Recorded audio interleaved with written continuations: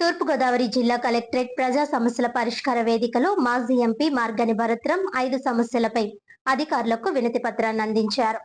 ప్రజా పాలనపై చిత్తశుద్ధి లేదని మాజీ పార్లమెంట్ సభ్యులు వైఎస్ఆర్ కాంగ్రెస్ పార్టీ జాతీయ అధికార ప్రతినిధి మార్గని భరత్రం మండిపడ్డారు.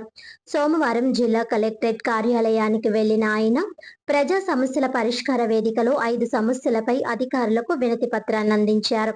కూటమి ప్రభుత్వంలో గెలిచిన వారు కేవలం తమ జేబులు నింపుకోవడంలోనే చిత్తశుద్ధిని ప్రదర్శిస్తున్నారని, ప్రజా సమస్యలు వారికి ఏమాత్రం పట్టడం లేదని ఎద్దేవా చేశారు. మల్లయ్యపేట ప్రాంతంలో సమయపాలన లేకుండా ఇసుక రవాణా చేయడం వల్ల ఆ ప్రాంతం దుమ్ము ధూళితో నిండిపోయి ప్రజలు తీవ్ర అవస్థలు పడుతున్న సందర్భంగా సిటీలోకి లారీలు రాకుండా గోదావరి గట్టు వెంబడి మాత్రమే వెళ్లాలని, గోరక్షణపేట రోడ్డును తక్షణమే వేయాలని ప్రజల చిరకాల వాంఛ కోరిక అయిన మోరంపూడి ఫ్లైఓవర్ తన హయాంలో నిర్మిస్తే అధికారంలోకి వచ్చిన కూటమి ప్రభుత్వం 2 ఏళ్లు దాటినా ఇంతవరకు సర్వీస్ రోడ్లు వేయకపోవడం వల్ల ప్రజలు ఇబ్బందులు పడుతున్నారని, పుష్కర్ ఘాట్ లో తాజాగా వేసిన టైల్స్ వల్ల ప్రజలు జారిపోతున్నారని, వాటిని మార్చాలని, గోకవరం బస్టాండ్ సమీపంలోని గౌతమి సూపర్ బజార్ భవన నిర్మాణం ప్లాన్కు విరుద్ధంగా జరిగిందని, దానిపై చర్యలు తీసుకోవాలని డిమాండ్ చేస్తూ ఆయన వినతులతో కూడిన అర్జీని అధికారులకు అందజేశారు. అనంతరం భరత్రాం మీడియాతో మాట్లాడారు. గత వైసీపీ ప్రభుత్వంలో ఉన్నవారు అభివృద్ధి సంక్షేమం విషయంలో పోటీ పడేవారని, కానీ కూటమి ప్రభుత్వంలో విరుద్ధంగా ఉందన్నారు.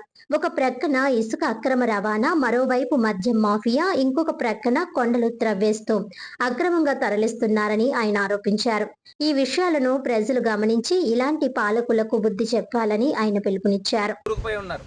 ప్రతి శాసనసభ్యుడికి కూడా చూస్తే నెలవారీ ఆదాయం కనీస పక్షాన్ని 2 కోట్ల రూపాయలు ఉంటుంది.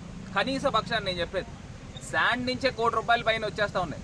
ఇక్కడ స్థానికంగా కోటిలింగాల ఘాట్, అక్కడ గ్యామన్ ఇండియా బ్రిడ్జ్ ఉందండి. ఆ బ్రిడ్జ్కి అటుపక్కేమో బుచ్చయ్య చౌదరి గారు, ఇటు పక్కనేమో ఈవీఎం ఎమ్మెల్యే, వీళ్ళిద్దరికిద్దరు కూడా పనిచేసుకున్నారు. ఫెన్సింగ్ పోల్స్ వేసుకున్నారు. నువ్వు నా ప్రాంతంలోకి నువ్వు రాకు, నీ ప్రాంతంలోకి. ఇది ఏమన్నా రాజ్యాలా? అంటే ప్రజలు మీకు ఓట్లేస్తే మీరు ఇవాళ చేసిన కార్యక్రమం ఏంటండి? ఇంత అన్యాయంగా ఇవాళ ప్రజల సొమ్మును దోచుకుంటా ఉన్నారు. నేను ఒకటే చెప్తా ఉన్నా, సాయంత్రం 6 దాటితే అక్కడ ఎక్కడా కూడా శాండ్ వర్క్స్ జరగకూడదు, ట్రాన్స్పోర్ట్ జరగకూడదు. మొత్తం జరిగేదంతా కూడా రాత్రి.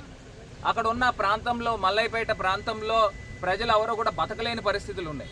ఇవాళ చూస్తూ ఉన్నాము, మొత్తం అంతా కూడా దుమ్ము ధూళితో చంటి పిల్లలు హాస్పిటల్ పాలవుతూ ఉన్నారు. అక్కడ ఉన్న వ్యాపారస్తులందరూ కూడా తాళాలు వేసుకుంటున్నారు. అక్కడ ఉన్న ప్రజలు కూడా ఖాళీలు చేసి వెళ్ళిపోతూ ఉన్నారు. ఇదంతా ఎవరు దాహం అండి? ఈ ధనదాహం అంతా కూడా స్థానికంగా ఈవీఎం ఎమ్మెల్యే కనుసన్నల్లో జరుగుతూ ఉన్నాయి. నేను అడుగుతా ఉన్నా, ఇవాళ క్లియర్గా ఒకటే అంశం చెప్తా ఉన్నా, వీళ్ళు రాజకీయాల పేరు చెప్పి ఇవాళ ఒక్క అంశం మీరు చూస్తే వాళ్ళకి హితకారిణి సమాజం చైర్మన్, ఆ చైర్మన్తో పెట్టి ఇసుక దందాలు చేయిస్తూ ఉన్నారు. ఇంకో పక్కన వాళ్ళ సిటీ ప్రెసిడెంట్, అతను పెట్టి మందు వ్యాపారాలు, లిక్కర్ సిండికేట్ నడిపిస్తూ ఉన్నాడు. ఇంకొక అతను కోట్లింగాల చైర్మన్, ఆ టెంపుల్ దేవాలయం, 1000 సంవత్సరాల చరిత్ర ఉన్న దేవాలయంకి చైర్మన్తో పేకాట క్లబ్బులు నడిపిస్తూ ఉన్నాడు. ఇంకో పక్కనేమో పందిరి మహాదేవుడి సత్రం, అక్కడేమో ఒక రౌడీ షీటర్కి ఇచ్చి ఉన్నారు. నేను అడుగుతా ఉన్నా, మీరు చైర్మన్లు ఇచ్చి చేసే కార్యక్రమం ఏంటండి అని అడుగుతా ఉన్నా.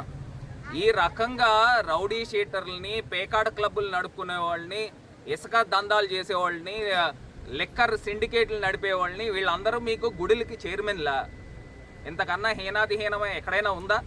ఇంత దారుణం ఎక్కడైనా ఉందా? మరి ఈ రకమైన కార్యక్రమాలు చేస్తూ ఉన్నారని అంటే ఇది ప్రజలు తెలుసుకోవాలి.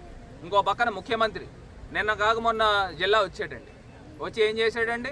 వీళ్ళు ఎమ్మెల్యేలు కోట్ల రూపాయలు దంచుకుంటున్నారు, దోచుకుంటున్నారు అనేది ఈ ముఖ్యమంత్రికి తెలియదండి? అంటే ఈ రకంగా ఇవాళ పీజీఆర్ఎస్కి వచ్చి మేము కంప్లైంట్ ఇస్తున్నాం. ఎవరి మీద ఇస్తున్నాం?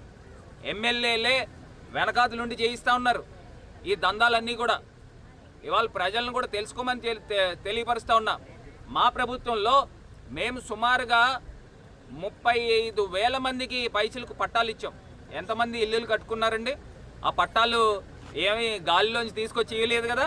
ప్రతిదీ కూడా 100 కోట్ల రూపాయల ప్రభుత్వ ఖజానా నుంచి డబ్బులు రైతులకు పే చేసి ఆ పట్టాలు వచ్చినాయి. ఆ పట్టాలు ప్రజలకి ఇచ్చాం, పేద ప్రజలకి. ఆ పట్టాలు ఎందుకు ఎవరండి? వాళ్ళ స్థలాలు వాళ్ళకి ఎందుకు ఎవరు? 2 సంవత్సరాలు అయింది.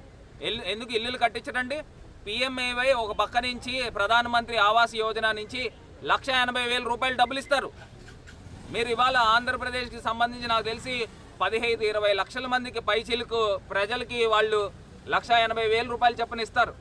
మీరు ఎందుకు ఇల్లులు కట్టించరని అడుగుతా ఉన్నా.